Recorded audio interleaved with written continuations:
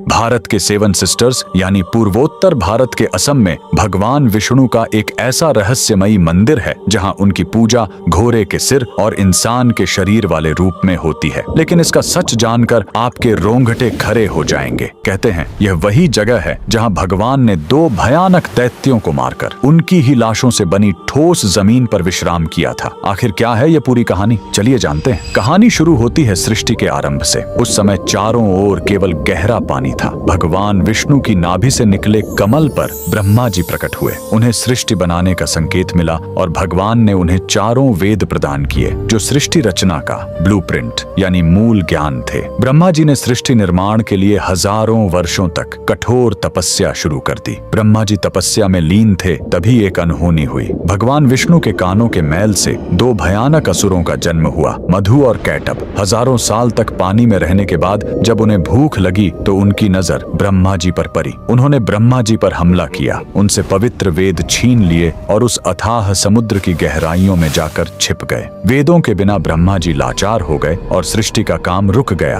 ब्रह्मा जी घबराकर विष्णु जी की शरण में गए, लेकिन समस्या बहुत बड़ी थी। मधु और कैटभ ने तपस्या करके देवी महाशक्ति से इच्छा मृत्यु का वरदान पा लिया था, यानी वे अपनी मर्जी के बिना मर नहीं सकते थे। तब वेदों को वापस लाने के लिए विष्णु जी ने हयग्रीव अवतार लिया। उन्होंने घोड़े का सिर इसलिए चुना ताकि उसकी तीक्ष्ण बुद्धि और सूंघने की शक्ति से वे समुद्र के उस घने अंधेरे में भी वेदों को खोज सके। भगवान हयग्रीव पानी के भीतर गए और असुरों से हजारों साल तक युद्ध किया, लेकिन वरदान के कारण वे मर ही नहीं रहे थे। अंत में भगवान ने अपनी माया से उन्हें मोहित किया और पूछा कि तुम्हारी मृत्यु कैसे होगी। असुरों ने अहंकार में शर्त रखी, हमें वहां मारो जहां पानी न हो, एकदम सूखी जगह। पूरी दुनिया में तो पानी ही पानी था। तब भगवान ने अपना विराट रूप धारण किया, अपनी विशाल जांघों को पानी से ऊपर उठाया और कहा, मेरी जांघें सूखी हैं, और वहीं उन दोनों का वध कर दिया। मरने के बाद उन विशालकाय दैत्यों के शरीर से जो भारी मेद यानी चर्बी निकली वो जम गई और उसी से यह ठोस धरती बनी। इसीलिए पृथ्वी को मेदिनी कहते हैं। युद्ध के बाद थके हुए भगवान हयग्रीव ने इसी नई बनी जमीन पर असम के मणिकूट पर्वत पर विश्राम किया। उन्होंने वेद ब्रह्मा जी को लौटाए और ज्ञान की पुनः स्थापना की। इसीलिए हयग्रीव भगवान को आज भी बुद्धि और तर्क का देवता माना जाता है। कमेंट में जय श्री हरि जरूर लिखें।